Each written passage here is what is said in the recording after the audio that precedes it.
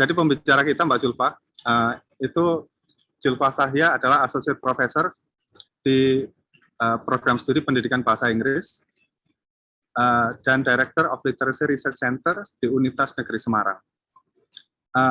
Saya sendiri secara pribadi diperkenalkan ke Mbak Julfa lewat 2 orang. Yang pertama lewat Roberto. Roberto itu kebetulan teman saya di University of Arizona.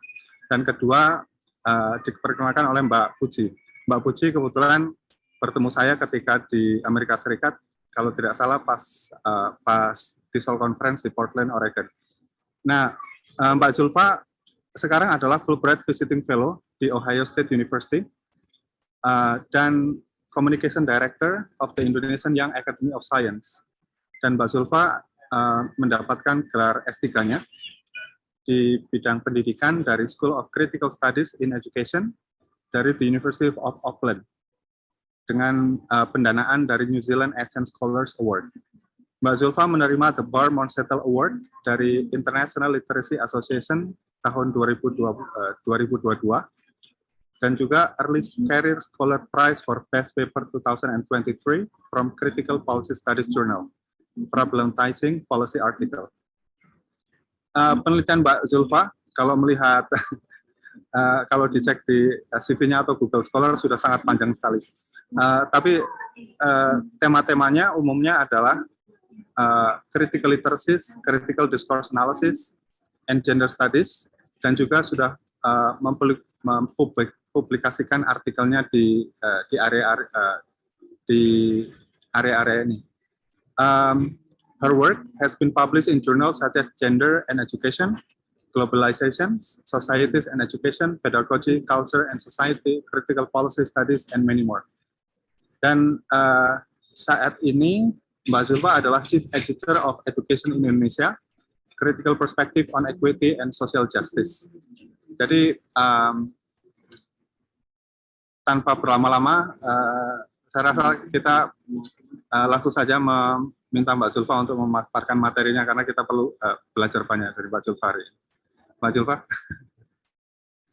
Ya, terima kasih Mas Christian atas perkenalannya yang sangat generous ya, dan terima kasih Mbak Imelda atas undangannya. Apakah suara saya jelas? Jelas ya? Dengar jelas Mbak Julfa. Jelas. Terima kasih, saya akan share screen dulu. Ya, apakah terlihat? Jelas, Mbak. Ya, terlihat. Baik, jadi sekali lagi terima kasih atas undangannya Mbak Imelda. Sebuah kehormatan bisa sharing, berbagi bersama teman-teman di sini di kelompok diskusi lanskap linguistik di BRIN. Saya merasa saya masih sangat miskin ilmu ya di kajian lanskap linguistik. Karena baru satu publikasi yang saya tulis tentang lanskap linguistik, dan ini ada satu lagi yang sudah kami submit bersama Renzi, Nurenzia Yanuar dari UM, yang juga menggunakan lanskap linguistik. Jadi nanti menurut saya yang bisa kita lakukan adalah saya akan sharing apa yang saya pahami mengenai lanskap linguistik itu sendiri dan penelitian apa yang sudah saya lakukan, dan kemudian kita bisa memproyeksikan apa sih penelitian frontiers gitu ya yang kita bisa lakukan dengan menggunakan perspektif lanskap linguistik. Jadi itulah kenapa judulnya What Can We Do with Linguistic Landscape. Kita santai saja ya teman-teman.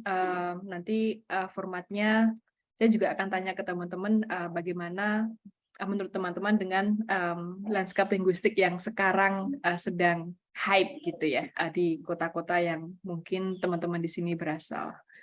Baik, jadi seperti yang saya sampaikan tadi, saya akan sharing berdasarkan publikasi yang sudah saya lakukan dengan Nelly Martin. Kelihatannya nanti Mbak Imelda akan mengundang Nelly ya di sesi selanjutnya. Jadi kita ada semacam sustain conversation gitu ya, percakapan yang saling terhubung. Renzi, saya juga kerja bareng Renzi, kemudian saya, terus nanti Nelly gitu. Jadi semoga itu semakin memperkaya diskusi kita mengenai lanskap linguistik. Dengan Nelly khususnya, kita publikasi tahun 2020, kita riset waktu itu tahun 2019, kita melihat, kita mengumpulkan data dari 3 kota ya, Semarang, Jogja, dan Depok waktu itu. Dan dari data yang terkumpul, maka kita ingin datanya bunyinya adalah atau menunjukkan kita betapa linguistic landscape itu bisa dijadikan sebagai mekanisme yang efektif untuk alat pemertahanan bahasa. Itu argumen dari artikel ini.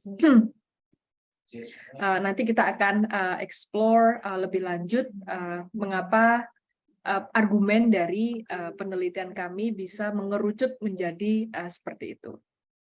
Nah, mungkin pertama kali kita bertanya dulu ya, kenapa sih menggunakan lanskap linguistik? Dan saya yakin di sini teman-teman di kelompok diskusi lanskap linguistik sangat sudah sangat fasih gitu, bahwa linguistic landscape is an emerging concept in linguistics. Ini adalah konsep baru, ini perspektif baru yang baru lahir di linguistik. Kalau kita lihat itu first scholars gitu ya, ilmuwan atau linguis pertama yang menelurkan teori ini atau melahirkan teori ini adalah Landry and Borges, mungkin sebelumnya tahun 95, tapi definisi dari linguistic landscape itu sendiri, kalau kita mengacu ke Landry dan Borges, itu yang paling representatif itu di publikasinya tahun 97, yakni visibilitas dan salience dari bahasa yang terpampang di publik, baik itu yang ada di public science maupun di private science atau commercial science. Baliho, poster, penunjuk jalan atau apapun, baik yang datang dari pemerintah yang sifatnya top down maupun yang grassroots ya, bottom up, yang dari sektor swasta pada satu teritori atau wilayah. Dan itulah kenapa waktu itu saya sempat diskusi sebelum nulis ini, itu waktu itu ada satu linguis dari Monash, saya lupa namanya. Maaf, saya tiba-tiba lupa namanya. Waktu itu beliau datang ke FBS dan saya tanya, ini memang benar ya linguistic landscape itu satu konsep baru gitu, dan dia bilang iya, itu masih sedikit banget penelitiannya gitu. Jadi waktu itu tahun 2019 saya baru lulus PhD baru 1 tahun, jadi masih meraba-raba gitu ya.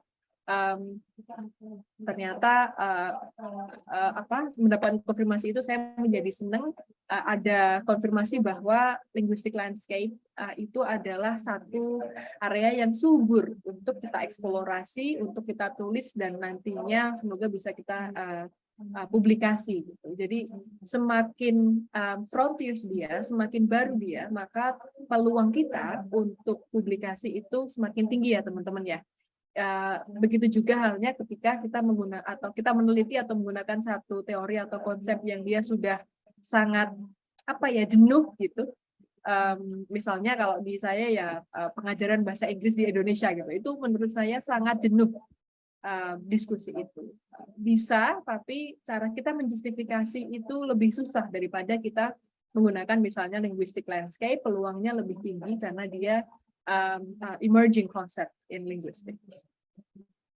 Gitu. Jadi itulah kenapa mulai meneliti menggunakan lanskap linguistik, dan mungkin nanti teman-teman di sini juga bisa sharing ya bagaimana dan kenapa kelompok diskusi LL ini ada di BRIN.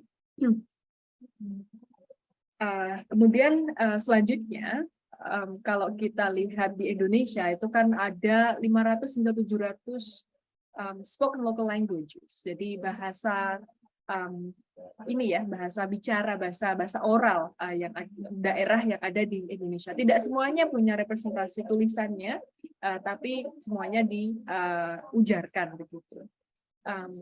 Ini menunjukkan bahwa Indonesia adalah salah satu negara yang paling multilingual di Indonesia, yang di dunia, yang itu yang juga bisa kita bandingkan gitu ya dengan negara lain, karena negara lain mungkin spoken local languages-nya nggak mencapai 500 atau 700 bahasa.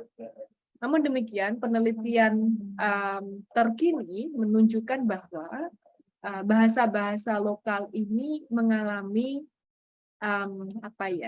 they're at risk. Mereka mengalami ancaman akan kepunahan.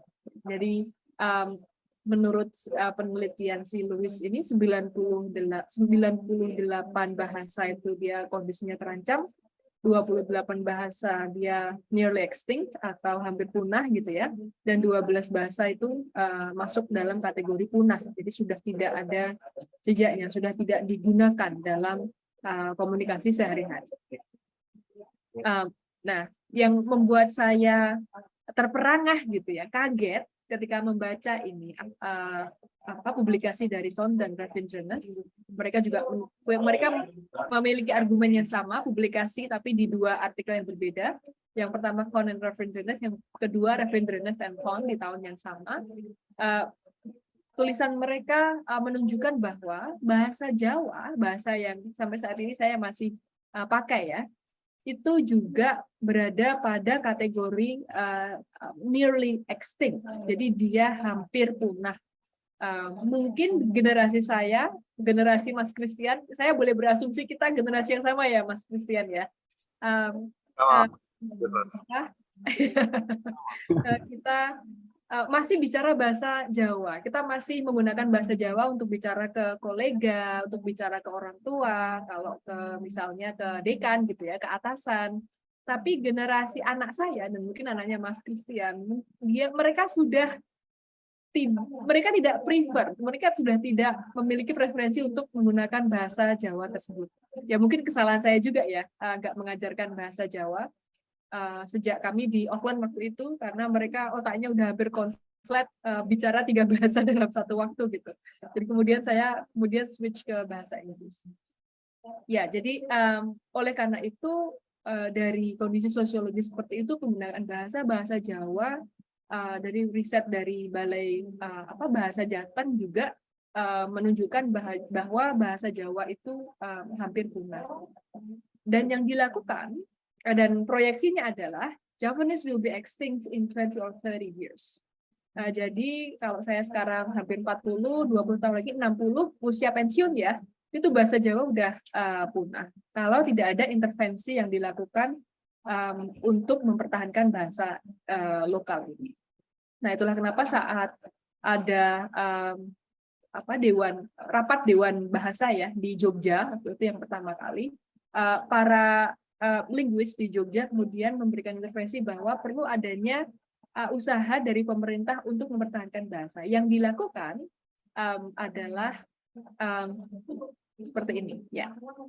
Jadi ini yang ada di Jogja. Sebenarnya data saya banyak, tapi saya lupa di folder mana. Waktu itu kami memiliki satu Google Drive barengan dengan Nelly Martin, tapi kemudian saya belum ketemu sampai sekarang, mohon maaf. Ini yang saya ambil dari publikasinya. Dan yang di Jogja dilakukan adalah mereka awal sekali melakukan ini dengan mengembalikan atau merestorasi bahasa Jawa di area publik. Jadi mereka menuliskan dengan Honocoroko itu ya, aksara Jawa di nama jalan misalnya, di nama-nama kantor provinsi, kantor publik ya. Bahkan yang ini saya ambil sendiri Kudanil Kerdil ini, bahkan ketika saya berkunjung ke Gembiroloko. Gembiroloko adalah Yogyakarta Zoo, kebun binatang di Yogyakarta. Waktu itu sama anak-anak, sekalian ambil data ya, itu semua nama hewan dari yang gede gitu ya, kudanil, nggak ada dinosaurus di sana, adanya kudanil, jerapah gitu, onta, sampai yang kecil, sampai kadal, sampai ular, semuanya ada huruf Honocorokonya. Dan menarik karena saya melihat ada bapak-bapak gitu ya, mereka juga saat membaca itu mereka juga ikut membaca ini Honocorokonya. Jadi sebegitu detail pemerintah Jogja mencoba merestorasi kembali atau meletakkan kembali bahasa Jawa pada ruang publik supaya ada pertama kali visibilitas ya dari bahasa Jawa itu sendiri. Dan kemudian baru di Jawa Tengah, ya di Semarang, itu mulai ada geliat untuk menampakkan bahasa Jawa di area publik. Misalnya ini di Dinas Perindustrian dan Perdagangan, ini di kampus saya Fakultas Bahasa dan Seni. Ada Hono Corokonya, tetapi ketika saya tanya ke dosen bahasa Jawa ini Hono Corokonya tidak berbunyi Fakultas Bahasa dan Seni, ternyata ini bilangnya Sugeng Rawuh atau selamat datang atau welcome. Nggak apa-apa, tapi ternyata ada ini ya, ada simbol visibilitas dari bahasa Jawa itu sendiri sebagai identitas atau karakter kejawaan kita gitu. Jadi dari data yang kemudian berbunyi seperti itu, kemudian kita berani berargumen bahwa ternyata lanskap linguistik itu bisa loh kita jadikan alat yang efektif untuk merevitalisasi bahasa yang sudah hampir punah. Pun kalau misalnya anak-anak kecil itu mereka tidak menggunakannya dalam percakapan sehari-hari gitu ya, mereka dengan temannya kan pakai bahasa Indonesia, campur-campur Inggris kadang kalau main Mobile Legends gitu ya, mereka penasaran gitu, kadang tanya ke orang tuanya, tanya ke saya, itu apa sih bunyinya gitu. Dan itu juga bersambut dengan kurikulum di SD, itu masih ada bahasa Jawa di SD-SD yang publik ya, bukan SD internasional. Begitu. Jadi kita mengerucut pada argumen ini karena datanya bunyinya seperti itu. Dan ini adalah satu bentuk dari usaha untuk pemertahanan bahasa, usaha untuk memaintain atau mempertahankan Indonesia yang multilingual. Nah, nanti kita akan melihat bagaimana the shifting linguistic landscape, karena memang lanskap linguistik itu kan berubah-ubah ya, teman-teman. Apalagi kalau nanti teman-teman di sini bisa sharing. Saya tahu Mas Christian dan Mbak Imelda sedang penelitian ini juga, dan nanti kita bisa diskusi lebih lanjut bagaimana sih pola yang muncul dari lanskap linguistik yang sudah diperoleh gitu. Karena argumen ini bahwa linguistic landscape itu sebagai alat yang efektif untuk merevitalisasi bahasa yang hampir punah itu waktu itu masih belum ada yang secara eksplisit bilang begitu gitu. Jadi kita waktu itu cukup confident dengan data yang kita punya, dan memang kita harus memilah datanya ya, karena yang di Depok tidak ada bahasa daerah yang dimunculkan, tapi kita cukup confident waktu itu karena dari 2 kota sudah bisa merepresentasikan itu gitu. Nah, sekarang kita coba diskusi ya teman-teman ya. Itu mungkin dari saya, tapi di sini kalau kita mencoba melihat kondisi sekarang ini, mungkin teman-teman kalau lagi di jalan gitu ya, melihat ada yang sedang memenuhi ruang linguistik kita atau ruang publik kita adalah baliho-baliho kampanye, siapapun itu, tapi pasti teman-teman sebagai linguis ya, sebagai ahli bahasa yang concernnya pada lanskap linguistik pasti sensitif ya, peka. Kok sekarang jadi banyak foto orang gitu ya, ada yang dan kalau laki-laki biasanya pakai peci atau pakai udeng-udeng atau pakai apa gitu, yang menunjukkan bahwa they belong to you, that they share the same vision with you, they have similar identity like yourself gitu. Jadi pencitraan seperti ini atau representasi seperti ini tuh artinya apa, dan apa yang kita bisa jelaskan dari baliho kampanye seandainya kita menggunakan perspektif lanskap linguistik. Silakan teman-teman. Ini mungkin pertanyaan pemantik dari saya, nanti kita bisa diskusi. Saya juga ada nanti yang lain. Nah, ini juga ada lagi nanti, supaya lebih interaktif gitu. Monggo Mas Christian, kita interaksi aja, interaktif aja. Mungkin dari Mbak Imelda nih, biasanya suka yang komen-komen begini. Iya. Mbak Imel. Oke. Nah, ini restu dari parpol ya. Cuma saya pernah lihat juga sih yang kayak apa sih, Ganjar Pranowo, terus di belakangnya tuh Megawati sama Soekarno. Pak Soekarno kan udah meninggal ya. Cuma itu belakangnya itu merah putih itu, seolah-olah Indonesia memberikan restu kepada Pak Ganjar. Tapi hal lain yang saya temukan dalam baliho-baliho seperti ini, mereka ini cenderung memasang di ruang-ruang yang, kalau saya bilang itu political ini ya, scape. Karena dia taruhnya tuh di ruang-ruang gratisan gitu, kayak di tiang listrik, di pojokan, ruang-ruang tidak bertuan juga ya, di pojokan perempatan, kalau nggak di atas jembatan-jembatan gitu, yang rumah tuh nggak ada gitu. Mungkin kayak ruang-ruang kosong tuh diisi oleh hantu-hantu politisi ini gitu. Jadi selama belum ada, mungkin nanti akan penuh ya, tapi sekarang yang saya amati baru 3 tempat itu sih. Jembatan, pojokan perempatan, dan ini apa? Aduh saya lupa. Tiang listrik. Karena ya itu tadi yang mungkin nggak berbayar. Terus isinya tuh selalu, kalau ini PDIP, walaupun PDIP dan apa, partai apa ya satunya ini, dua-duanya kan dengan warna merah ini mengklaim Indonesia ya, merah putih ya, dan dua-duanya mengangkat anak cucunya. Yang satu berdarah Jawa, yang satu Islam Jawa lah ya, Arab Jawa gitu, tapi yang nggak ngaku Jawa juga. Jadi politik identitas di sini bermain di ruang-ruang politik. Intinya mah Indonesia memberikan restu ini kalau warnanya merah putih, terus ada orangnya itu. Dan nenek moyangnya parpol.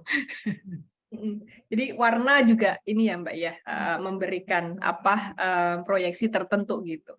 Iya. Ya, oke, makasih Mbak Imelda. Apakah ada pendapat lain mungkin? Nah, ada Ada yang raise hand?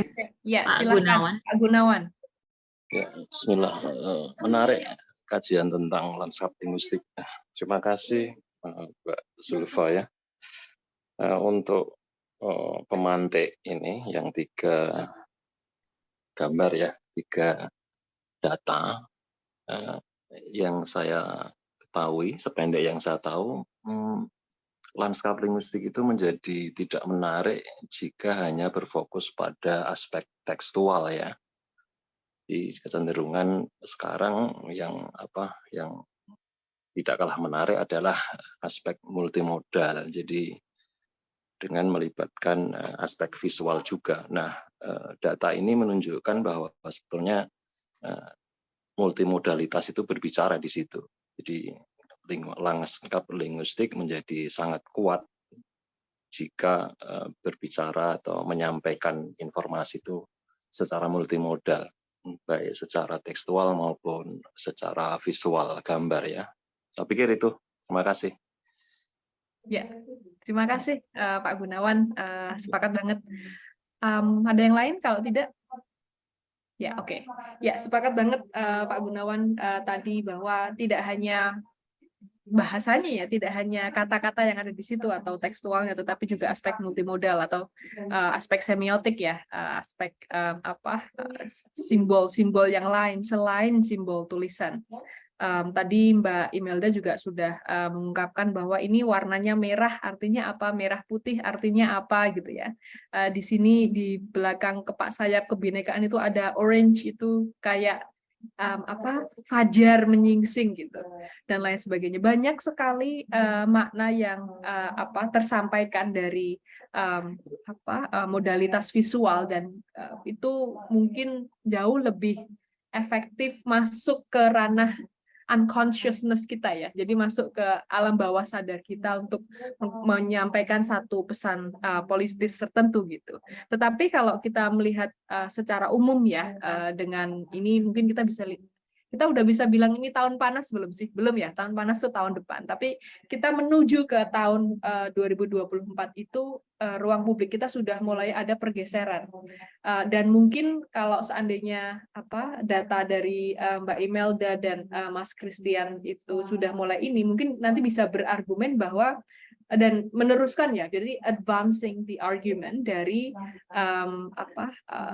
linguistic landscape scholars sebelumnya bahwa ruang publik itu memang ruang kontestasi antara perbedaan kepentingan ya, tetapi khususnya kalau di Indonesia sebelum pemilu gitu, mungkin kita bisa berargumen bahwa ini benar ruang publik itu benar-benar menjadi ruang kontestasi sebelum nanti benar-benar bertanding gitu. Jadi udah kelihatan nih, ini awalnya sekecil ini, kemudian ini agak gede, ini nggak mau kalah, nanti dia balihonya digedein gitu, misalnya tambah gede. Siapa yang ingin mendominasi gitu dengan pesan apa, dengan segede apa balihonya, ditaruh di mana gitu kan. Jadi what is the message, pesannya apa, kemudian where is that located, itu ada di mana balihonya, apakah di ruang-ruang strategis atau ruang-ruang yang nggak berbayar gitu misalnya, di mana itu gitu. Itu juga menjadi pertanyaan. Tadi Mbak Imelda sudah melakukan observasi ya, dan kenapa ada di situ, kenapa seperti ini. Mungkin karena negara kita belum ada aturan gitu bahwa tidak boleh para calon-calon atau para politisi ini menyampah dalam tanda kutip ya, menyampah di ruang publik dengan memasang fotonya gitu. Kenapa kita tidak menjadi lebih environmentally friendly gitu misalnya ya? Kenapa foto politisi dipaku di pohon gitu? Kenapa tidak cukup hanya dengan digital campaign gitu misalnya di Twitter, di mana-mana, itu kan justru lebih lebih irit sebenarnya kan daripada nyetak baliho, bayar tepatnya dan lain sebagainya. And how it is done, itu juga bisa dieksplorasi apabila teman-teman menggunakan linguistic landscape. Ya, ada yang raise hand, Pak Charles Butar-Butar, silahkan Pak.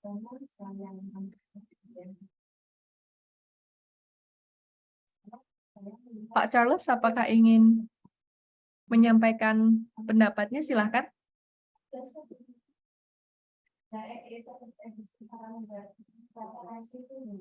Atau salah pencet ya, Mas Christian ya, Pak Charles? Mungkin salah pencet. Oh, Atau mungkin pas angkat tangan terus pencet. Ya. tempat yang lain. Oh ya, terus ya. Iya, Bisa dilanjut aja. ya, lanjut aja ya. Oke. Ya, baik.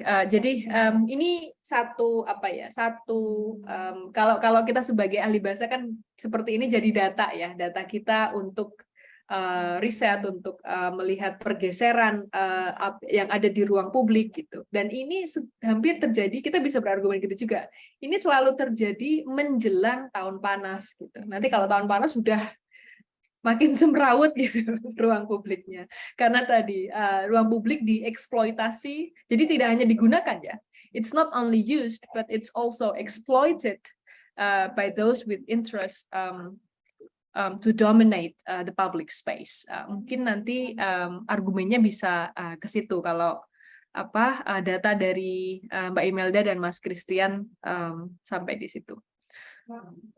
Atau mau sharing sekarang Mbak Imelda dan Mas Christian, atau saya lanjut dulu? Lanjut dulu Mbak. Oke, ya. Ya, ini satu contoh bagaimana mengerucutkan argumen dari data yang kita peroleh yang ada di lapangan dengan melihat adanya pergeseran. Nah, yang unik lagi, ini yang sedang saya teliti dengan Nurenzia ya, Mbak Renzi. Dari Malang, kita mengumpulkan data lanskap linguistik di Kota Malang. Cityscape-nya sekarang sedang dipenuhi dengan baliho-baliho sebagai ekstensi dari tuntutan di Twitter, yaitu hashtag usut tuntas. Nah, kami berargumen, ini artikelnya baru submit minggu lalu atau 2 minggu yang lalu, saya lupa. Tapi baru saja kami submit di International Journal of Multilingualism, karena kami merasa jurnal itu lebih fleksibel gitu. Mereka juga menerima linguistic landscape. Ya, jadi di artikel itu kami berargumen bahwa karena tragedi Kanjuruhan ini kan bukan hanya tragedi sepak bola ya, tetapi ini adalah tragedi kemanusiaan gitu, dan endingnya ternyata hanya seperti itu, hanya dalam tanda kutip ya. Maksudnya ada ratusan korban, tetapi penyelesaiannya sangat pragmatis gitu, dan banyak orang yang sampai sekarang bahkan ini yang mereka lakukan, mereka melakukan demonstrasi secara berkala, kelihatannya seminggu sekali. Mereka menuntut keadilan pada keluarga dan anak atau siapapun itu mereka, teman mereka yang terenggut nyawanya karena tragedi Kanjuruhan. Nah, setelah kami lihat datanya, itu pertama kali usut tuntas itu dia viral, itu kan ada di Twitter ya, dia sempat menjadi trending topic di Indonesia itu selama berhari-hari atau malah bahkan sampai berapa minggu gitu. Namun demikian sebegitu digital activism ya, aktivisme digital yang telah dilakukan, seolah-olah seperti suara rakyat kecil nggak didengar gitu. Tidak ada keadilan yang bisa di-deliver oleh pemangku kepentingan. Nah, itulah kenapa kami berargumen bahwa baliho-baliho dan poster ini yang memenuhi cityscape di Kota Malang, terutama yang di sekitar kantor polisi dan di sekitar Stadion Kanjuruhan, itu semacam ekstensi dari tadi digital activism atau tuntutan digital, aktivisme digital ya. Karena digital itu nggak didengar, maka tuntutan itu benar-benar harus dipampang di ruang publik, dan mereka menggunakan ruang publik itu sebagai satu ruang untuk challenge, demand, gitu ya, dominant authorities. Jadi kita menggabungkan antara analisis wacana kritis dengan linguistik lanskap. Linguistik lanskapnya itu kita menghadirkan data empiris ini, analisis wacana kritis kita pakai untuk memetakan ini wacana yang dominan apa sih, gitu ya, dan tuntutan dari masyarakat ini, dari keluarga korban ini menjadi wacana alternatif bahwa mereka nggak berhenti minta keadilan sosial. Jadi di situ kita melihat ada kontestasi wacana antara yang dominan dengan yang alternatif, atau dengan yang wacana yang lebih ya alternatif ya istilahnya, seperti itu. Nah, itu yang kita bisa jelaskan dari linguistik lanskap di Malang. Doakan saja itu artikelnya bisa publish, nanti bisa berbagi dengan teman-teman. Mungkin itu Mbak Imelda, sedikit pemantik dari saya. Mungkin kita bisa lanjut ke diskusi ya. Apa yang kemarin Mbak Imelda dan Mas Christian saya tahu sudah mengambil data, dan mungkin kita bisa diskusi lebih lanjut apa yang kita bisa lakukan, apa yang kita bisa jelaskan dari data yang sudah dicapai, yang sudah diperoleh dari penelitiannya. Mungkin itu Mbak. Terima kasih.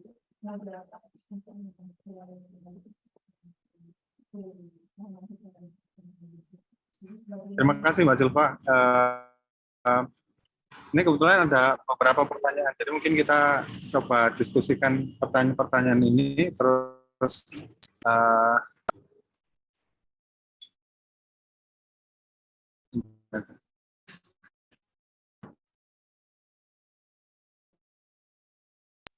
Gimana, Chris? Kayaknya sinyalnya buruk ya di situ ya. Oke, Mbak Zulfa, mungkin saya ambil sebentar. Lagi di mana, Mbak? Di bandara. Oh, di bandara. Gini, Mbak Zulfa, kalau saya lihat ya, dari data-data, kan tadi argumentasinya bahwa ketika bahasa aksara lah, saya bilang begitu ya, aksara lokal itu dipakai di ruang publik, maka argumentasinya adalah bahasa itu masih digunakan kan, atau bisa dipakai untuk merevitalisasi. Sebenarnya yang paling menarik itu di Bandar Lampung. Mungkin kalau aksara Lampung itu memang dipakai di nama-nama jalan, terus di nama-nama ada kantor gitu ya, ada aksaranya, dan juga di kuliner, bisnis bisnis lokal gitu yang pakai budaya Lampung. Cuma kalau yang selalu dipakai di tempat umum dimanapun gitu, maksudnya itu kayak simbol siger gitu, simbol untuk kepalanya perempuan Lampung ya. Tapi saya membacanya begini, termasuk juga patung-patung ya. Di dalam ranah simbolik ya, yang ingin diangkat dari identitas Kelampungan itu adalah identitas masyarakat Lampung yang elitis. Gitu. Karena kenapa gitu? Karena dia selalu menggunakan simbol-simbol kerajaan gitu, seperti pakai baju perkawinan tuh baju-baju perkawinan adat yang dipakai raja-raja gitu. Warna-warnanya juga kayak kuning, merah, putih gitu. Terus pakai siger gitu yang berwarna keemasan, dan selain itu juga ada Raja-Raja Lampung Baru itu yang saya bilang sebagai dulu jadi gubernur Lampung mungkin, atau jadi pahlawan Lampung pada masa kolonial. Jadi ruang publik dalam arti simbolik di situ memang masih menurut saya di Lampung ya. Mungkin kasus lain di tempat lain ya, Mbak Lucia, di Bandung ada juga yang di Solo ya. Masih sifatnya elitis. Tetapi kalau di dalam kebahasaan ya, lanskap linguistiknya, saya melihat itu terbagi dua ya, Mbak. Apakah itu dalam bentuk aksara atau dalam bentuk bahasa? Gitu. Artinya dia bahasa Lampung tapi dituliskan gitu. Misalnya kuburan keluarga apa gitu, tapi dia ditulis dalam bahasa Lampung. Ketika dia dituliskan dalam bentuk aksara, maka saya bisa bilang bahwa itu memang hal yang nggak pernah dipakai lagi masyarakat, sehingga dia benar-benar simbolik gitu, simbolik eksistensi orang Lampung. Tetapi apakah bahasa itu aksara itu masih dipakai? Enggak itu. Jadi justru dia ingin memadatkan yang sudah tidak ada gitu di dalam aksara itu. Tetapi ketika dia menggunakan bahasa Lampung di dalam aksara Latin, maka di situ hidup. Dan memang masih ada sebagian orang, bahkan orang Jawa yang tinggal di Lampung tuh berbahasa Lampung, dan mereka tahu persis gitu bahwa ada keluarga ini, keluarga itu yang berbahasa Lampung, dan mereka mempunyai kuburan keluarga dan pakai nama keluarganya itu gitu. Jadi dalam temuan saya di Lampung tuh saya bisa bilang bahwa saya akan membedakan dua hal. Apakah bahasa itu digunakan sebagai simbol dalam aksara-aksara, atau dia digunakan secara fungsional dalam aksara Latin, dan memang menunjukkan sebuah tempat atau sebuah lokasi spesifik atau makanan spesifik yang dimengerti oleh orang Lampung dan masih ada di situ gitu. Tapi kalau yang dalam bentuk aksara itu memang udah nggak ada, dan dia memang sebagai simbol aja gitu muncul. Begitu Mbak Zulfa. Cuma memang kesulitan saya tuh ya, mungkin saya curhat ya, data itu terlalu banyak Mbak, benar-benar banyak gitu ya. Sampai saya bingung, saya itu mulai dari mana gitu untuk menelusuri itu, karena saya mau lihat dia diakronis ya, dalam beberapa tahun mungkin saya akan lihat lagi gitu. Sehingga saya harus punya teknik bagaimana saya menyusun data-data itu supaya saya bisa menelusuri kembali di tahun-tahun berikutnya gitu. Apakah misalnya simbol-simbol itu masih digunakan, apa lokasinya berubah atau gimana gitu. Begitu Mbak Zulfa. Mungkin ada trik-trik untuk manajemen data dan segalanya. Iya. Oke. Kelihatannya itu datanya udah lebih dari cukup Mbak Imelda, kalau dari cerita tadi ya. Mbak Imelda udah mempunyai data lebih dari cukup untuk nulis artikel sebenarnya. Karena begini, kan ini nanti tujuannya artikel untuk publikasi ya, bukan disebarkan. Betul. Ya. Jadi kalau untuk artikel publikasi memang kita harus ngasih scope gitu. Dan kalau menurut saya yang pertama kali perlu ditetapkan itu adalah argumennya. Jadi apa yang ingin kita jelaskan dan apa yang ingin kita argumentasikan gitu. What kind of argument do we want to propose? Baru nanti setelah kita sudah jelas nih apa yang mau diomongkan, itu kita pilih data yang relevan untuk justify that argument. tadi kalau Mbak Imelda udah cerita di Lampung udah sangat spesifik ya, dan menurut saya bisa itu cukup kalau mau fokus di Lampung aja.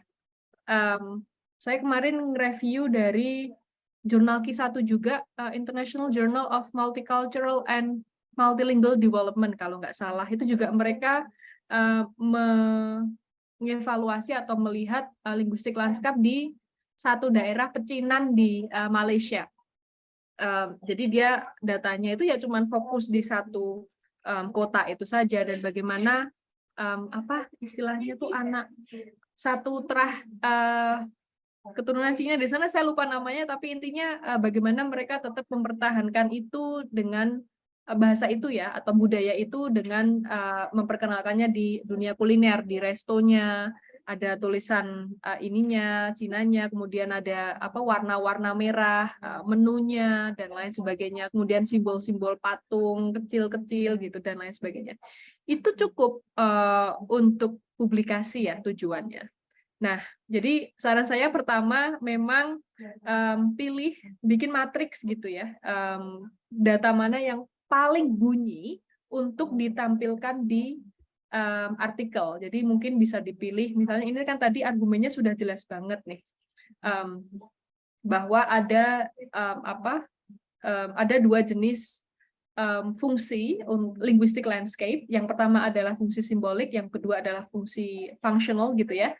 Yang functional role itu berarti dia menginformasikan apa yang ingin disampaikan kan gitu ya. Tapi kalau simbolik berarti dia lebih ke romanticizing the culture, to give some aesthetic touch gitu, memberikan sentuhan estetik, meromantisasi budaya yang mungkin khawatirnya semakin tergerus oleh modernisasi gitu ya, dan kelihatannya memang ada semacam bukan kekhawatiran ya, atau kegalauan atau apalah istilahnya dari raja, karena tadi seiring dengan globalisasi dan modernisasi itu peran atau fungsi atau visibilitas dari kerajaan itu sendiri semakin hilang. Makanya melalui linguistic landscape mereka bisa seolah-olah menyampaikan bahwa we still dominate the public space gitu, bahwa kita masih loh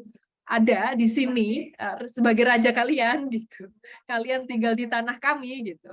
Jadi dominasi di ruang publik itu oleh kerajaan itu juga bisa menjadikan satu layer gitu ya, satu lapis argumen setelah tadi menyampaikan bahwa ada dua jenis fungsi dari linguistic landscape yang ada di kota Lampung gitu. Dan mungkin nanti teknisnya setelah itu Mbak Imelda bisa menjelaskan bahwa ada dua jenis cara, yang satu menggunakan aksara Lampung, yang satu menggunakan bahasa Lampung itu sendiri, kemudian nanti baru data yang paling tepat, yang paling bunyi menurut saya ya, bahasa saya maksudnya, yang paling bisa menyampaikan argumen itu ditaruh di artikel. Jadi mungkin datanya tuh yang ditaruh di situ mungkin 5 atau 6 itu cukup, Mbak.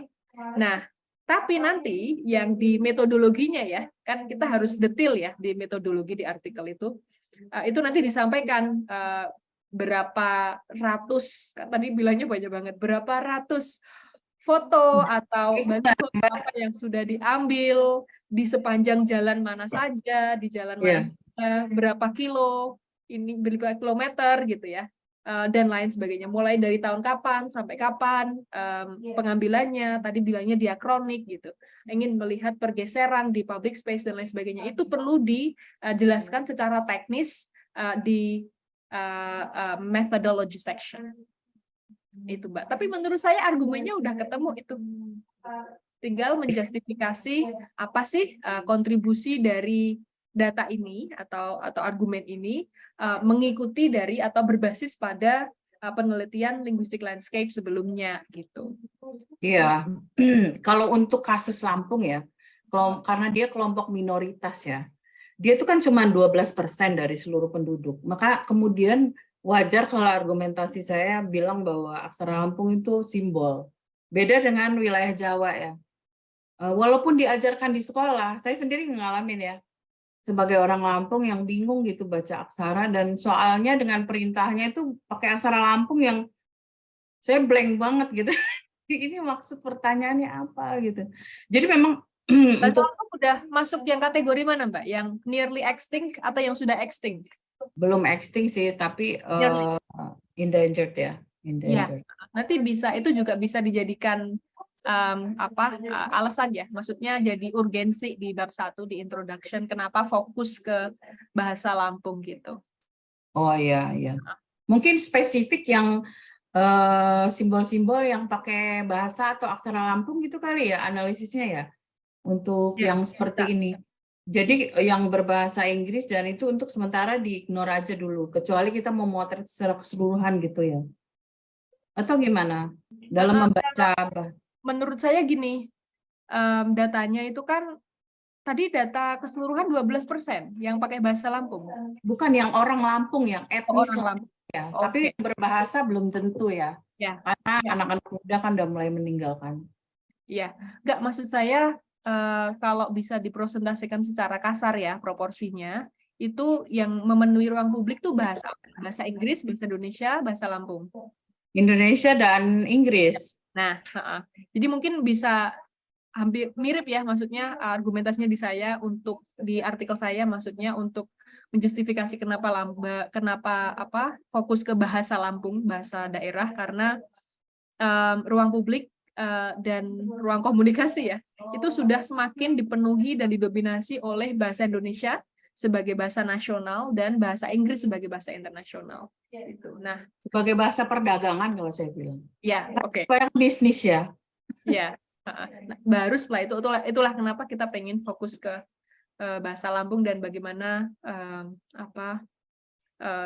proyeksinya gitu ya di ruang publik. Gitu, Mbak. Tetap bisa jadi background sih gitu bahasa Indonesia sama bahasa Inggris. Iya. Christian, apa masih di situ?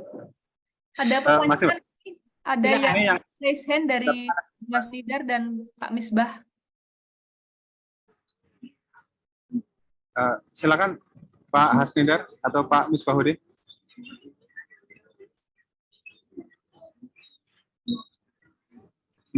Oke. Mungkin kalau tidak ini di kolom chat ada pertanyaan juga. Pak Misbahudin sudah. Monggo, Pak Misbahudin. Ya, terima kasih untuk waktunya. Ini sangat menarik ini, apalagi yang pembukaannya tadi membahas tentang bahasa Jawa. Sebagai permulaan saya seorang guru, saya guru SD, dan membahas tentang bahasa Jawa. Di tempat saya itu ada karena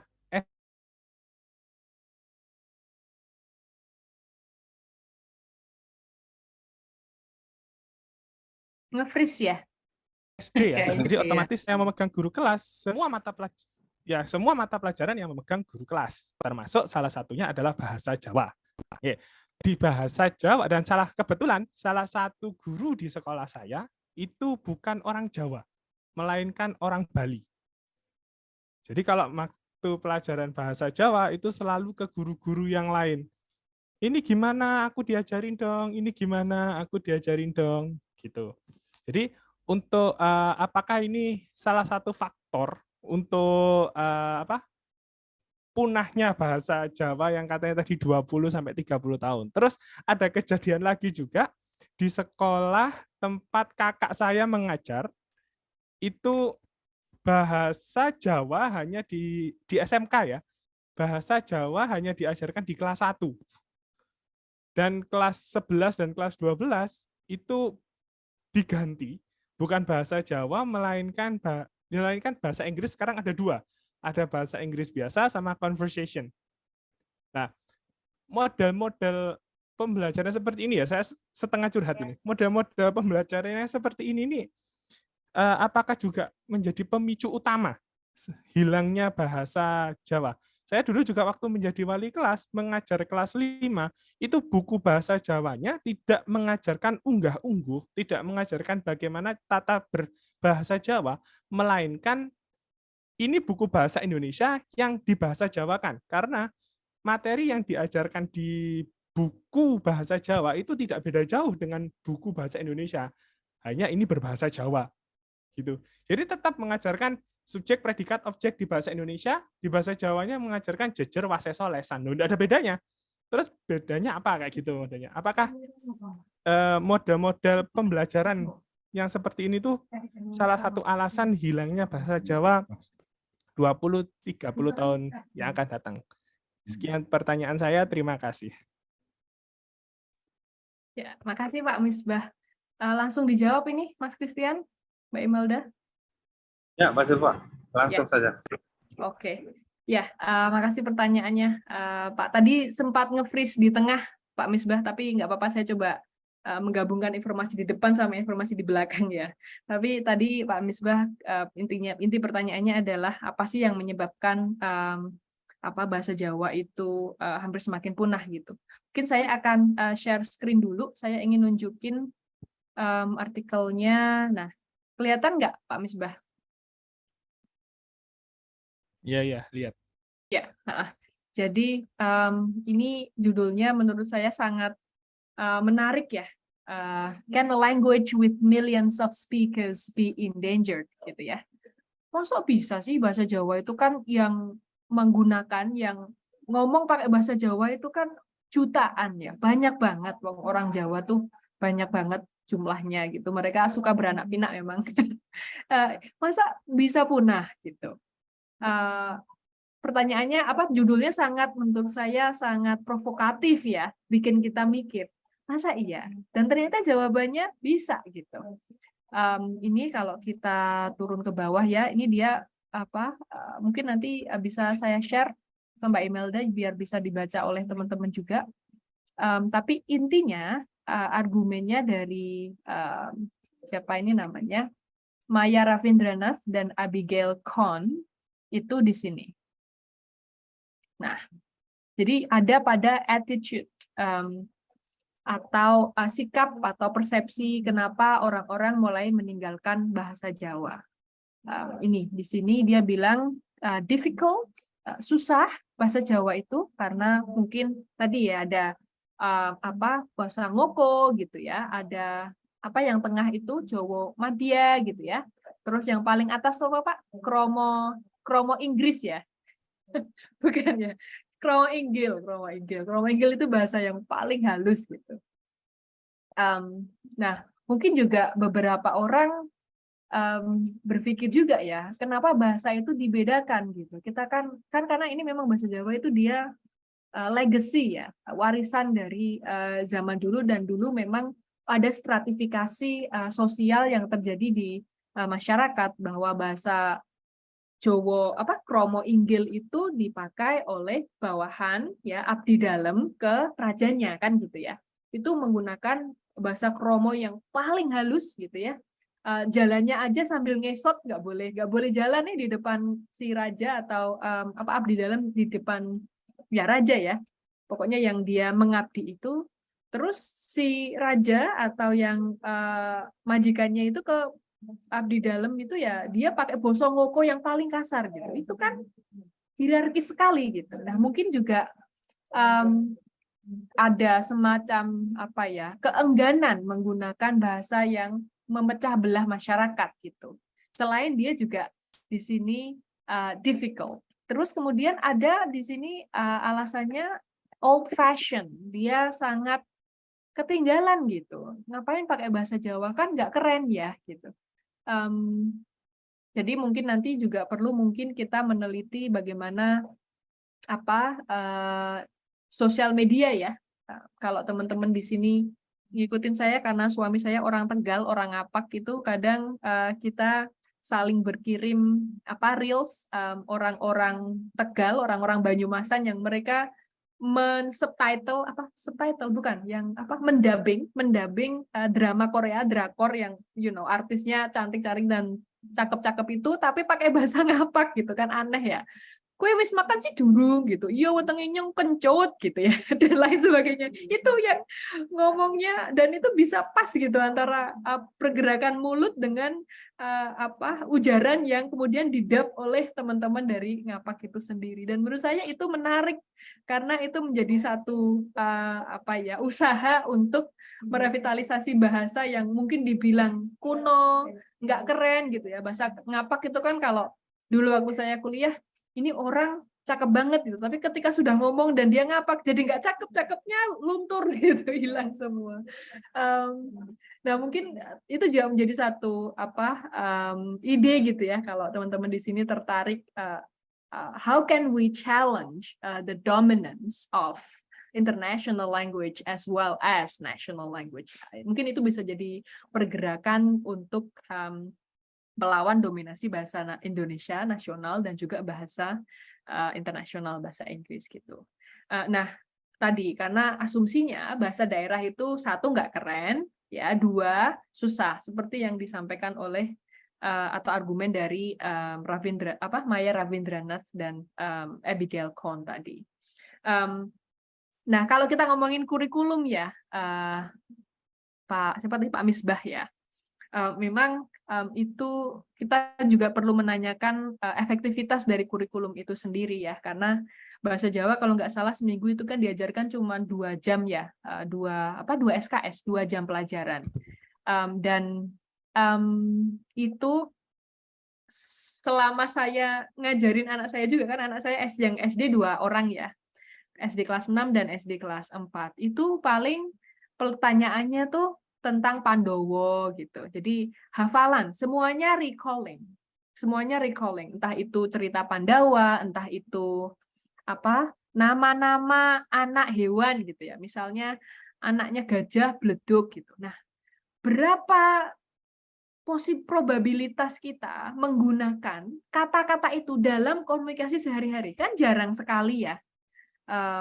Kita kan nggak pernah bilang ke temennya dalam badai misalnya dahar bleduk gitu, atau gimana lah, dalam badai bleduk kan itu nggak mungkin gitu. Jadi mungkin pendekatan yang perlu kita kritisi adalah pendekatan dalam mengajarkan bahasa Jawa itu juga mungkin perlu kita evaluasi dan perlu kita kritisi juga gitu. Jadi itu juga menjadi salah satu poin pertanyaan, kenapa sih mungkin itu bisa berkontribusi juga pada semakin tidak menariknya bahasa Jawa gitu. Ya mungkin yang menarik yang tadi itu ya, yang di Reels Instagram gitu. Istilahnya tuh kalau di itu namanya, hashtagnya tuh orang ngapak, ora penak gitu. Jadi nggak ngomong ngapak itu nggak enak gitu, nggak nyaman. Dan caranya sangat, menurut saya it's a breakthrough. Idenya kreatif sekali. Mungkin itu. Semoga menjawab ya Pak Misbah ya. Ya, terima kasih. Silahkan Pak Christian, saya kembalikan ke moderator. Ya, terima kasih Mbak Zulfa. Ini kebetulan ada banyak sekali pertanyaan di WA, di chat, dan juga yang angkat tangan ada 2. Silakan mungkin Pak Andes dan Pak Hasnidar. Oh, Pak Andes dulu. Ya, monggo. Baik, terima kasih Mas. Mohon maaf, apakah suara saya jelas? Jelas, Mas. Jelas. Baik, terima kasih. Saya izin cerita sebentar ya, karena gini Ibu, saya kan asli orang Bengkulu, ya, dengan menggunakan yaitu bahasa Serawai. Lebih kurang pengguna bahasa Serawai ini ratusan ribu yang ada di Provinsi Bengkulu, karena salah satu suku terbesar nomor 2, dan nama suku itu dibadikan juga menjadi nama bahasa, yaitu bahasa Serawai dan suku Serawai. Nah, saya sebagai pengguna ya, bahasa Serawai itu, setelah saya cek di peta badan bahasa, ternyata bahasa Serawai itu nggak ada. Betapa kecewanya saya sebagai pengguna, dengan pengguna ini lebih kurang ada di 3 kabupaten bahasa Serawai. Ini sudah pernah saya sampaikan kritik ini sebenarnya. Saya sangat tidak setuju ya. Bahasa Serawai itu tidak dimasukkan dalam peta bahasa. Ya, sedangkan bahasa yang kecil-kecil di bawah pengguna suku dan jumlah pengguna bahasa di Bengkulu itu saya lihat di peta bahasa masuk. Rasanya sedih sekali saya. Apakah ini bagian dari penghapusan bahasa daerah, bahasa kami yang tercinta itu sebenarnya? Baik Pak Andes, bisa langsung ke inti pertanyaan. Nah, itu yang pertama. Kenapa bahasa tidak termasuk di dalam peta bahasa? Nah, kemudian selanjutnya saya kan sekarang berada di Bogor. Nah, rata-rata ada sebagian kelompok sebagai minoritas di Bogor ini dengan menggunakan bahasa Sarawak. Nah, saya berencana mungkin bisa dikasih masukan nanti dari Bu Sulfa. Kira-kira fokus kalau untuk menelitinya itu lebih kemana ya? Karena saya melihat bagaimana proses pemertahanan atau pola pembelajaran orang tua terhadap anak. Yang saya lihat itu sepertinya ada kemerosotan atau nanti akan bahasa Sarawak itu akan tidak digunakan lagi. Kalau tadi kan 20 atau 30 tahun yang akan datang. Ini yang saya teliti lebih kurang udah berjalan 2 tahun ini, sepertinya akan musnah dalam waktu dekat. Pertanyaannya mungkin itu aja, Bu. Mungkin ada saran dari Ibu bagaimana bentuk konsep penelitian yang lebih detail supaya lebih jelas nanti. Terima kasih. Baik, terima kasih Pak Andes. Mbak Zulfa mungkin mau direspon, silakan. Ya, terima kasih Pak Andes. Saya prihatin ya Pak ya, seandainya tadi mendengarkan dari cerita Pak Andes, bahasa Sarawak belum masuk di peta bahasa. Tetapi saya nggak tahu, saya tidak melihatnya itu sebagai satu kesengajaan, karena memang yang ada di peta bahasa itu kan itu juga hasil riset ya Pak ya. Maksudnya para ahli bahasa itu mereka turun ke lapangan, terus mereka mendata gitu. Nah, kalau menurut saya sih kita sebagai ahli bahasa kita memiliki agency ya, kita memiliki satu kemampuan gitu untuk mengubah membuat perubahan sosial yang salah satunya tadi adalah kelihatannya tujuannya dari Pak Andes adalah untuk mencatatkan bahasa Sarawak di peta bahasa. Nah, kalau saya seandainya if I were you Pak Andes, saya akan meneliti itu karena mumpung Pak Andes juga ahli bahasa gitu ya, pakar bahasa, riset dulu korpus bahasa Sarawak itu apa saja, bahasanya digunakan seperti apa, profil bahasa itu diteliti betul-betul sampai ke korpusnya ya, korpus linguistik kan ya kalau seperti itu. Jadi mendokumentasikan kosakata dan lain sebagainya, ada berapa juta kata. Jadi dengan kata lain membantu balai bahasa, dewan bahasa untuk melakukan pekerjaannya sebetulnya. Tetapi ini menjadi satu niche tersendiri, satu ceruk possibility, satu ceruk kesempatan untuk Pak Andes untuk riset dan publikasi. Jadi pertama riset dengan cara menyediakan korpus data, semuanya dicatat, kemudian karena mumpung ini belum diketahui, justru ini menjadi ceruk kesempatan tadi untuk mempublikasikan hasil riset, Pak. Dengan background, dan background-nya sudah sangat jelas tadi Pak Andes menceritakan latar belakangnya bahwa bahasa ini meskipun widely used, dipakai di 3 kabupaten, dia tidak tercatat loh di peta bahasa. Jadi ada semacam marginalisasi bahasa daerah, entah itu disengaja entah enggak, tapi ini bentuk marginalisasi bahasa daerah. Itu menjadi satu alasan yang kuat yang dituliskan di background. Terus nanti kemudian bisa dieksplorasi argumen apa, karena itu melihat mungkin kontestasi antara bahasa daerah dan bahasa nasional, bahasa internasional dan lain sebagainya, tergantung dari perspektif apa yang dipakai oleh Pak Andes. Apakah itu linguistic landscape, jadi nanti harus ngambil datanya dari ruang publik, apakah itu language policy and planning gitu ya, kebijakan dan perencanaan bahasa, kaitannya dengan tadi kontestasi antara bahasa nasional dan bahasa daerah, atau yang lain gitu, atau critical perspective yang lain gitu.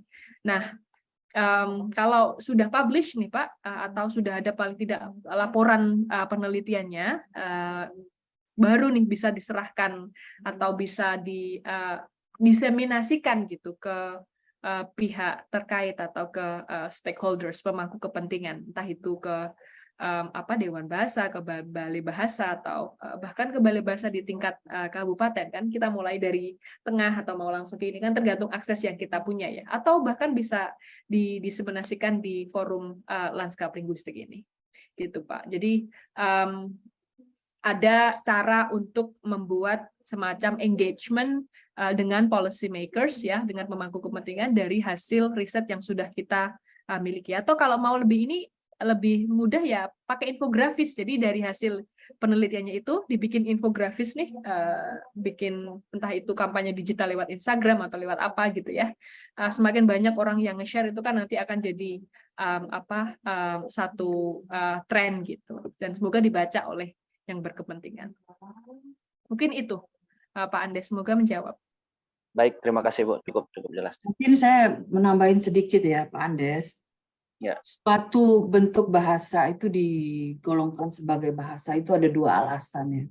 Setidaknya. 1, temuan linguistiknya memang dia membedakan dari bahasa lain. Saya lihat di etnolog Serawai ini masuk ke Pasemah. Jadi salah satu dialek dari Pasemah. Pasemah ini diakui sebagai bahasa. Dan yang lain itu dialek-dialek dari Pasemah. Dan ini kelompok Melayu. Itu yang saya lihat di etnolog ya. Tapi mungkin nanti silakan Anda cek sendiri secara kebahasaan. Jalur kedua adalah secara politik, bahwa Anda memiliki identitas yang berbeda. Itu harus dibuktikan dengan adat istiadat, mungkin dengan struktur sosial yang berbeda dari Pasemah.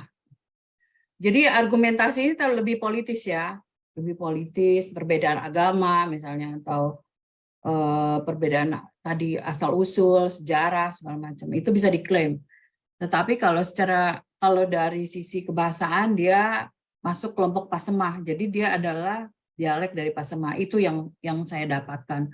Kemudian kalau misalnya kelompok penelitian di migran dari Bengkulu itu, yaitu yang diteliti bagaimana kemudian pergeseran bahasa terjadi di dalam keluarga ketika dia keluar dari tanah airnya. Itu yang diamati.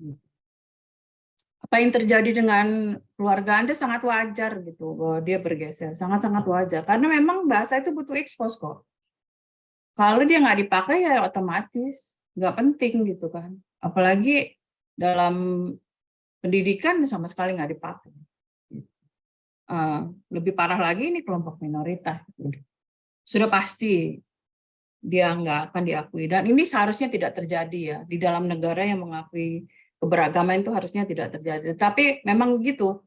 Kebijakan kadang-kadang lebih yang tadinya mau menyelamatkan malah menjadi dia dilema gitu. Kayak misalnya penelitian saya di kelompok minoritas Sunda yang ada di Jawa Tengah gitu. Dengan kebijakan pengajaran bahasa Jawa, orang Sunda nggak bisa belajar bahasa Sunda di era otonomi daerah. Nah itu jadi persoalan bahwa kebijakan itu mendorong pergeseran bahasa Sunda lebih cepat daripada sebelumnya. Itu yang mungkin saya bisa share ya. Mbak, ini ada pertanyaan di chatting Mbak. Sorry, chatnya. Ya, yang mana Mbak? Yang Kajian LL sangat luas ya, mulai dari sosiolinguistik sampai pragmatik bisa digunakan sebagai perspektif pendekatan. Pertanyaan, model analisis data seperti apa yang digunakan untuk metode menganalisis data yang dikumpulkan? Banyak kayaknya perspektifnya Mbak. Silakan Mbak. Iya, benar banget Mbak Imelda. Perspektifnya banyak banget. Jadi kalau menurut saya, kalau kita hanya menggunakan linguistic landscape, satu saja gitu ya, tidak mengawinkan dengan pendekatan yang lain, itu nanti hasilnya jadi itu-itu saja gitu. Jadi studi pertama kali linguistic landscape itu kan dia memetakan tadi ya, yang misalnya waktu itu di Hong Kong kalau nggak salah ya Mbak ya, publikasinya itu. Jadi yang pakai bahasa Cina itu untuk menunjukkan apa, yang pakai bahasa Inggris itu apa fungsinya, yang pakai bahasa apa buat apa gitu. Hanya seperti itu, dan seperti itu jadi mereproduksi pengetahuan dan hasil penjelasan yang sama gitu. Dan kalau menurut saya sih metode atau linguistic landscape itu dia sangat fluid gitu ya, dan akan ada temuan baru atau akan ada cara menjelaskan satu fenomena linguistik yang baru apabila kita mengawinkan itu dengan metode yang lain gitu. Itulah kenapa saya yang kemarin yang dengan Nelly Martin itu menggunakan pendekatan semiotik ya. Jadi tidak linguistic landscape saja, tetapi linguistic landscape yang menggabungkan yang lebih komprehensif gitu. Kalau menurut Pak Gunawan tadi multimodalitas. Jadi warna itu juga memberikan makna. Size font, gede, kecil, mana yang di atas, mana yang di bawah, bahasa apa yang lebih gede, bahasa apa yang lebih kecil, dia pakai warna apa, dia posisinya di atas atau di bawah, itu semuanya memberikan makna gitu. Dan pengawinan antara linguistic landscape dan pendekatan semiotik yang lebih umum itu juga bisa memunculkan satu tawaran interpretasi sendiri atas data. Yang dengan Kanjuruhan ini dengan Renzi kami menggunakan atau mengawinkan antara linguistic landscape dan critical discourse analysis, karena kalau linguistic landscape saja jadi gimana ya, kurang bisa menjelaskan masalah yang ada gitu, karena memang ada kontestasi wacana kan. Jadi dan linguistic landscape itu dijadikan satu alat untuk menyuarakan suara-suara yang selama ini silence, selama ini termarginalkan. Jadi makanya dia jadi suara alternatif, dan untuk memposisikan dan menceritakan bahwa ini tuh suara alternatif meskipun dia posisinya di ruang publik gitu ya. Itu perlu tadi pendekatan critical discourse analysis untuk menarasikan yang dominan kayak gini, maka yang alternatif yang kecil muncul kayak gini. Dan ini satu bentuk perlawanan melalui bahasa, melalui linguistic landscape. Gitu. Dan mungkin Mas Arief Izak ini tergantung datanya kayak apa dulu ya. Dan kalau saya melihat datanya dulu munculnya seperti apa, dan penjelasan seperti apa sih yang kita ingin sampaikan, itu akan menentukan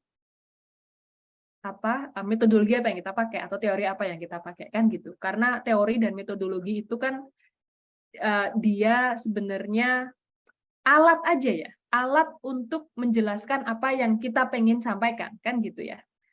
Mereka tidak mereka nggak saklek gitu, nggak rigid.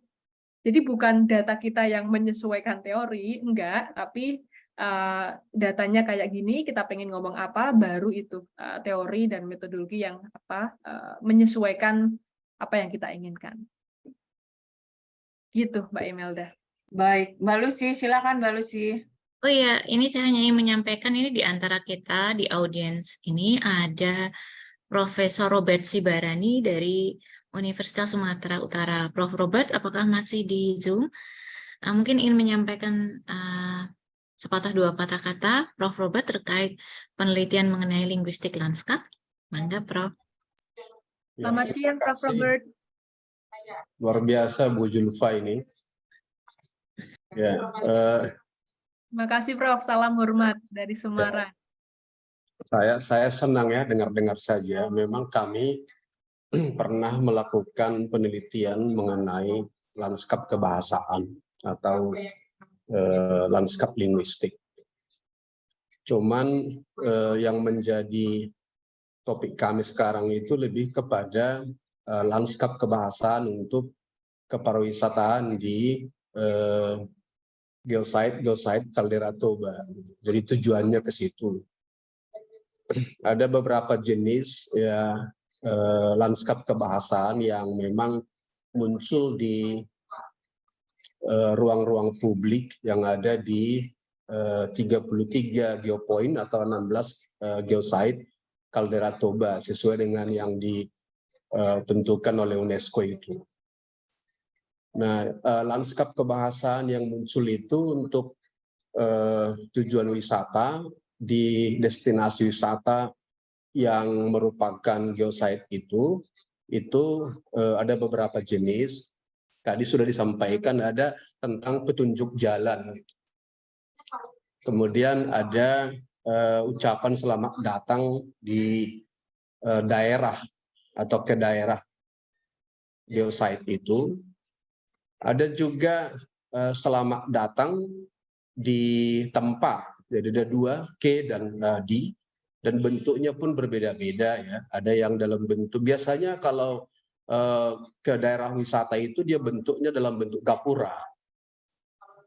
Kemudian ada kadang-kadang 4 bahasa daerah yang bertuliskan aksara, jadi bukan huruf Latin. Kemudian ada yang huruf Latin, bahasa daerah, bahasa Indonesia, dan bahasa Inggris. Ada juga yang bahasa Mandarin gitu, tergantung pada geosite yang memang tujuan wisata di situ.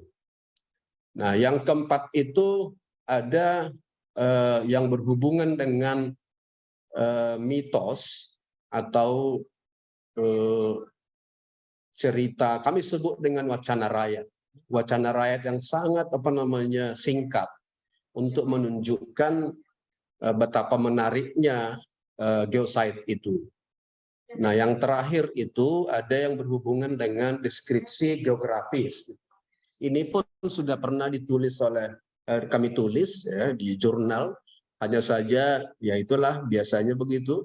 Kalau jurnalnya nggak mapan, dia cepat discontinue. Jadi pada waktu kita masukkan itu masih di jurnal, setelah itu sudah discontinue. Dan salah satu bagian itu waktu itu kami pernah bekerja sama dengan Ibu Lucia, khususnya untuk mendapatkan wacana rakyat yang berhubungan dengan itu. Tetapi memang tujuan ini, dan ini masih terus ya kita laksanakan. Ada satu mahasiswa saya mungkin yang sedang berada di sini, mahasiswa S3, dia akan ujian terbuka mengenai lanskap kebahasaan, tapi diambilnya dari antropolinguistik. Ya. Jadi lebih kepada budaya, tidak kajiannya pada kajian yang kuantitatif, tapi lebih kepada desain kualitatif dengan model yang dia gunakan adalah model etnografi.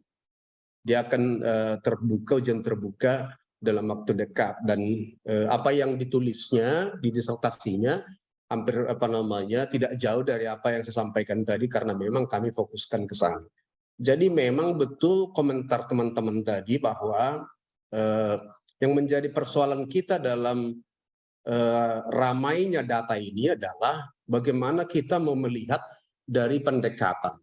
Pendekatan apa sebenarnya yang kita gunakan yang lebih memungkinkan. Tapi memang kajian lanskap kebahasaan ini, saya selalu menggunakan lanskap kebahasaan, bukan kata linguistik ya. Lanskap kebahasaan itu lebih pada apa yang kita maksud dengan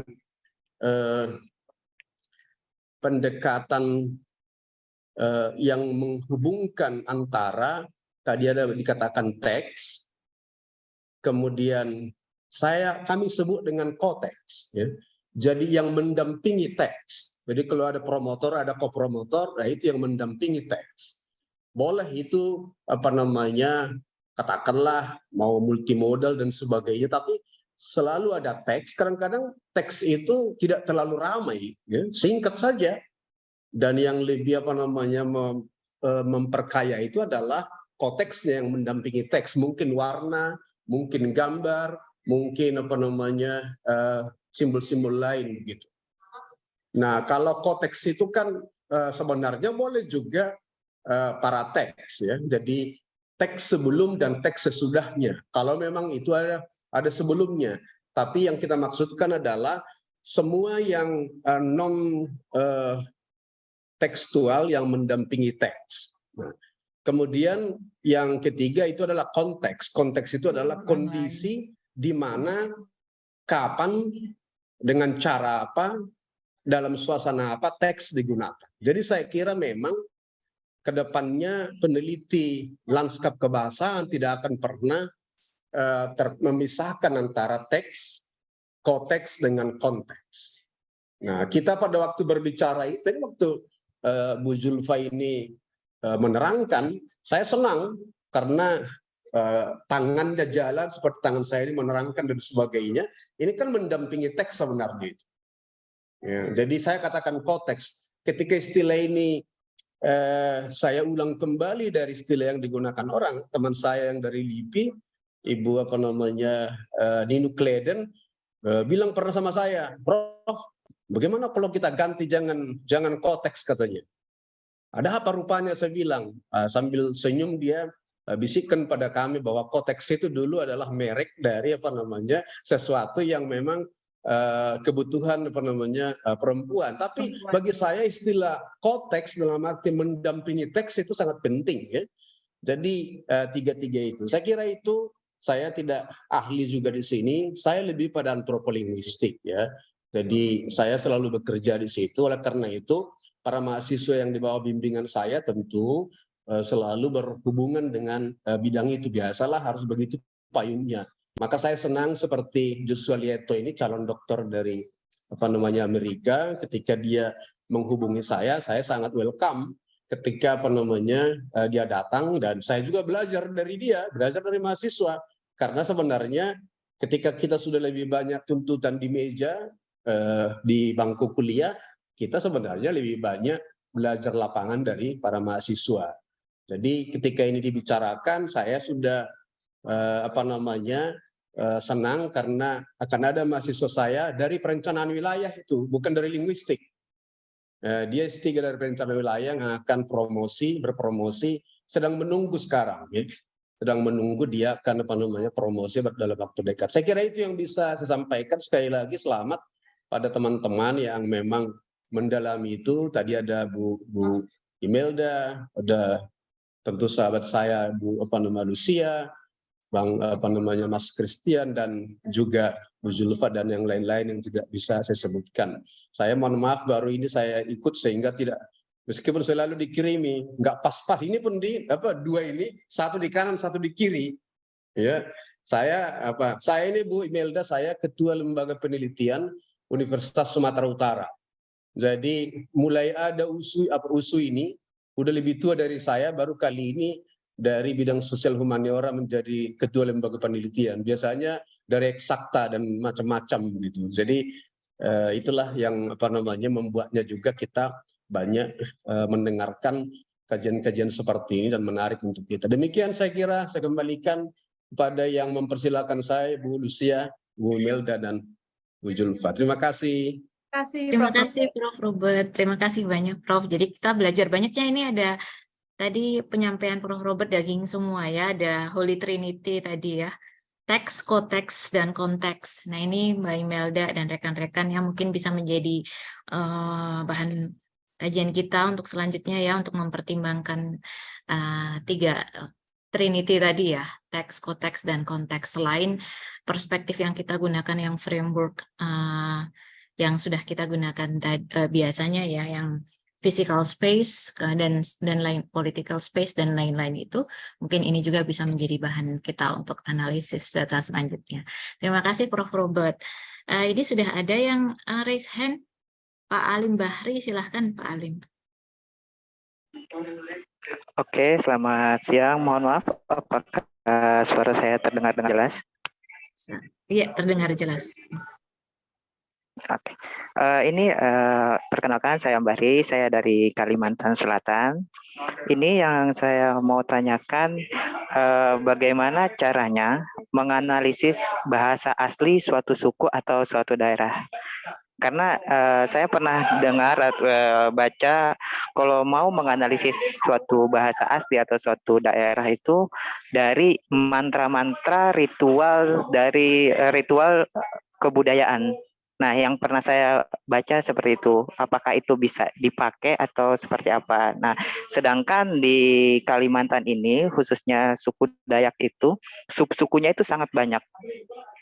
Nah, dan bahasanya itu sangat berbeda-beda.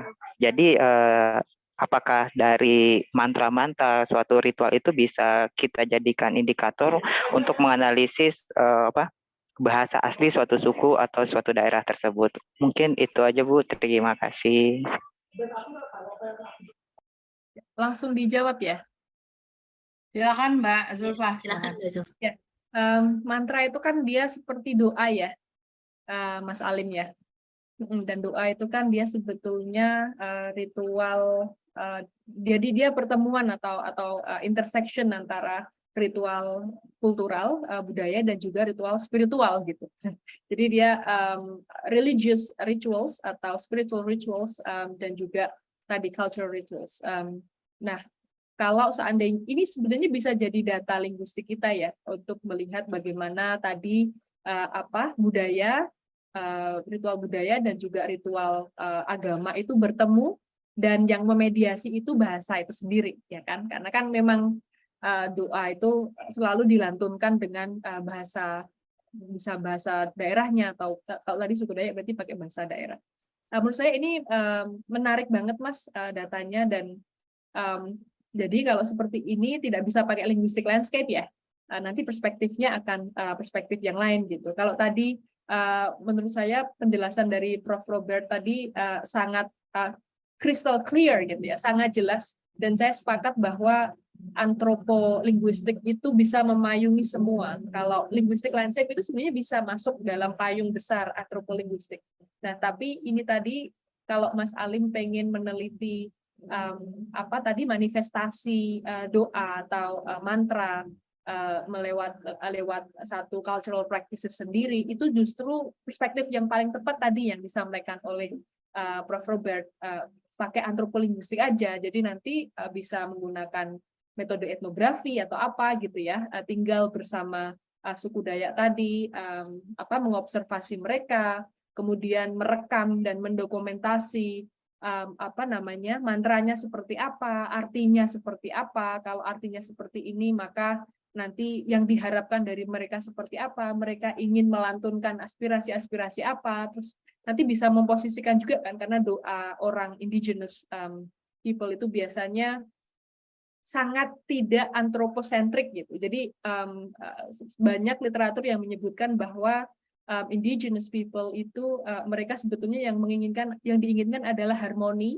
antara kehidupan kosmik ya. Kosmik itu berarti antara kita dengan alam gitu. Dan itu cocok banget kalau menggunakan tadi pendekatan dari Prof. Robert menggunakan antropolinguistik. Mungkin kita bisa sampaikan lagi minta Prof. Robert lagi apabila ada penjelasan selanjutnya. Tadi saya senang banget Prof. Robert atas arahannya. Terima kasih. Terima kasih Mbak Zulfa. Oh, Mbak Zulfa ini ada acara ya. Silakan Mbak Zulfa kalau mau ini. Mungkin ada kata penutup dan say goodbye sedikit dengan teman-teman di sini. Ya, saya ada acara ya Mbak Zulfa ya? Ya, baik. Ya. Oh ya, mungkin sebelum Mbak Zulfa meninggalkan ruangan nih Mbak Email, ini ada satu lagi nih tokoh tentang language policy di audiens kita, Bapak Siapa? Howell Coleman. Masih ada? Kehormatan kebijakan bahasa UPI, Pak Howell, apakah masih ada di Zoom? Masih. Oh, silakan Pak. Iya, Pak Howell, mungkin ada sepatah dua patah kata untuk kami Pak mengenai linguistic landscape dengan multilingualisme di Indonesia. Ya, terima kasih Bu Lucia. Saya mengikuti diskusi dari tadi, dari jam 1. Ini sangat menarik. Banyak pandangan terhadap hal ini. Ada satu aspek lain yang perlu kita pikirkan, yaitu bahasa istilah yang sering dipakai sekarang, linguistic human rights, azas manusia untuk memperoleh informasi dalam bahasa yang dikuasai. Misalnya pemerintah mau menyampaikan informasi kepada masyarakat, bahasa apa yang digunakan dalam penyampaian informasi. Bisa secara tertulis dalam pengumuman tertulis di pinggir jalan atau melalui media lain. Saya pernah melakukan penelitian tentang hal ini dengan seorang teman dari Sumatera Utara.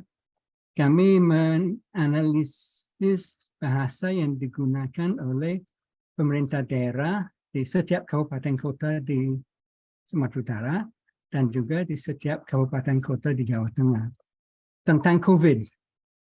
Dan ternyata sebagian besar Dinas Kesehatan tingkat kabupaten kota menggunakan bahasa Indonesia. Walaupun mungkin sebagian masyarakat di daerah-daerah tersebut tidak terlalu menguasai bahasa Indonesia.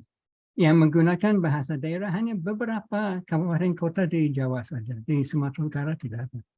Jadi kita bisa melihat linguistic landscape dari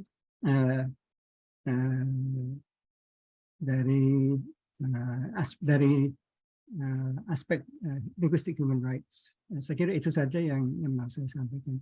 Kalau boleh, nanti saya mau mengirim tulisan kami melalui grup ya. Silakan Pak, silakan Pak. Baik Pak Hywel. Ya, terima kasih. Terima kasih banyak Pak Hywel. Kita mendapatkan satu perspektif baru dari Bapak Hywel, yaitu LL dari perspektif linguistik human right. Kalau tadi dari Prof.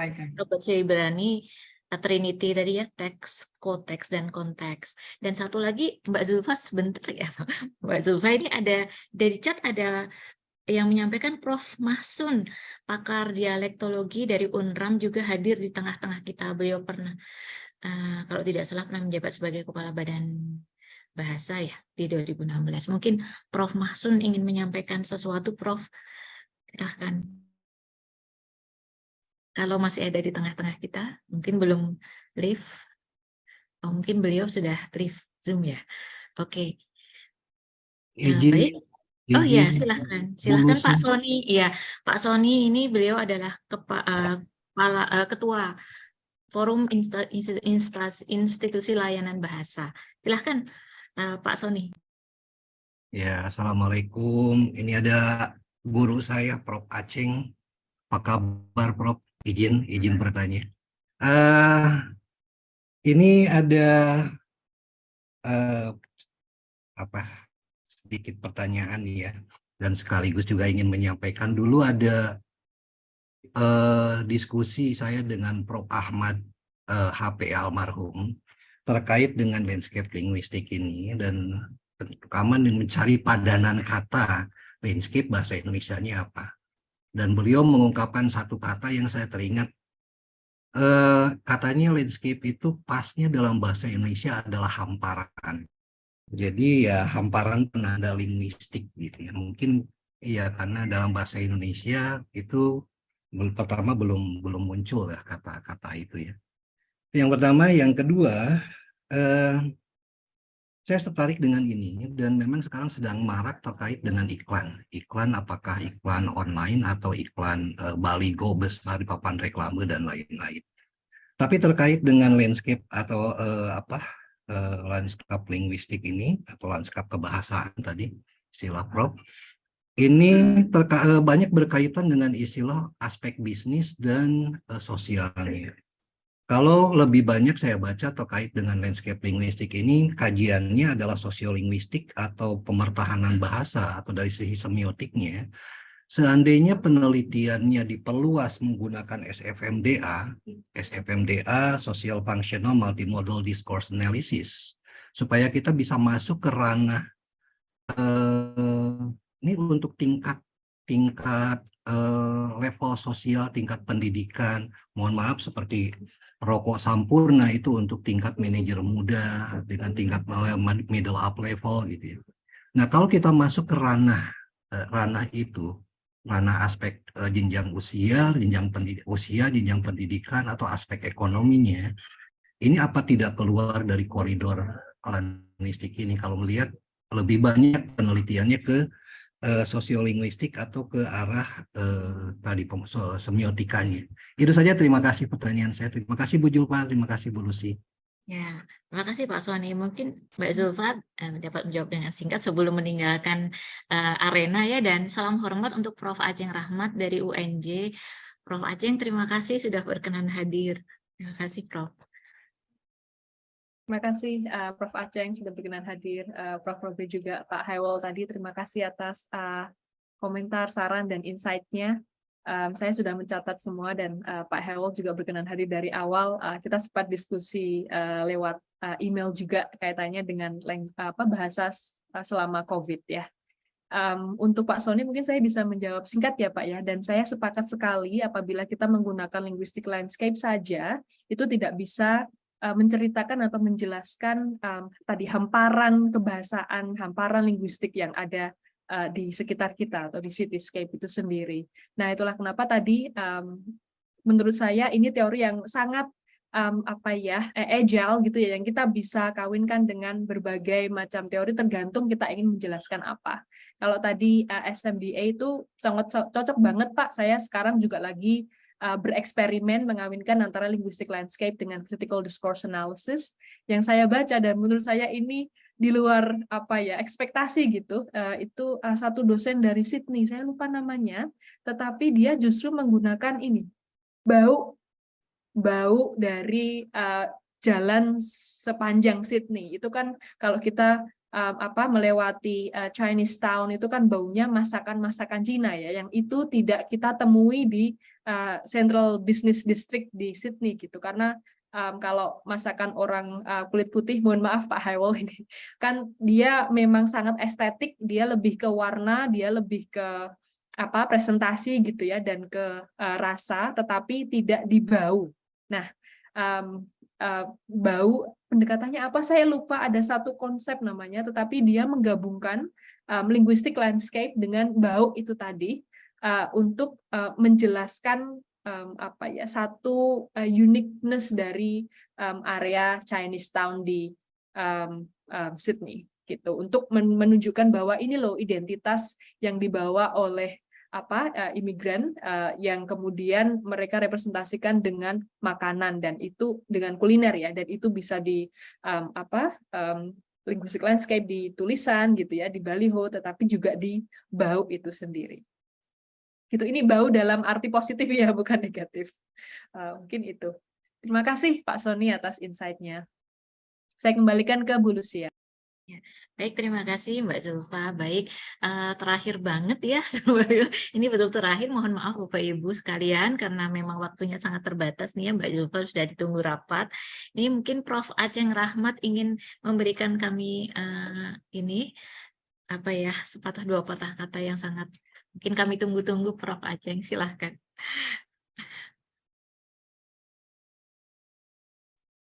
Maaf, saya jelas. Ini saya jelas itu. Saya bagus sekali, acaranya bagus. Tidak aja. Saya jelas. Baik, ya Bapak Prof. Terima kasih ya Prof atas kehadirannya, kami di sini sangat merasa senang sekali atas kehadiran Prof. Aceng Rahmat. Baik, mungkin saya kembalikan lagi ke Mbak Imelda. Silahkan Mbak Imel, karena waktunya sudah kritis ini. Mbak Zulfa sudah cukup ya. Iya, makasih Mbak Lucy. Oh ya, mungkin ini terakhir ya, selesai ya acara kita. Alhamdulillah, terima kasih teman-teman yang sudah datang, Mbak Zulfa yang sudah hadir, dan beberapa profesor yang sudah menyempatkan waktu, juga teman-teman yang berminat dengan penelitian linguistic landscape ya. Tim kami ya, tim peneliti di landscape linguistik yang ada di BRIN, setiap bulan akan terus melakukan diskusi-diskusi seperti ini, dan apabila ada yang berminat silakan mengontak salah satu dari kami ya, Mbak Lucy atau Mas Christian atau saya atau Halimatus Sadia, dan Isnaini dari Arbastra untuk ikut diskusi juga di tempat ini supaya kita ada pertukaran pengetahuan dan lain sebagainya gitu. Sementara itu mungkin kalau teman-teman yang belum absen silakan mengisi daftar absen dan juga mendownload sertifikat bila dibutuhkan. Demikian acara kita hari ini. Terima kasih banyak atas perhatiannya. Semoga pengetahuan kita tentang LL ini selalu meningkat ya. Terima kasih. Selamat sore.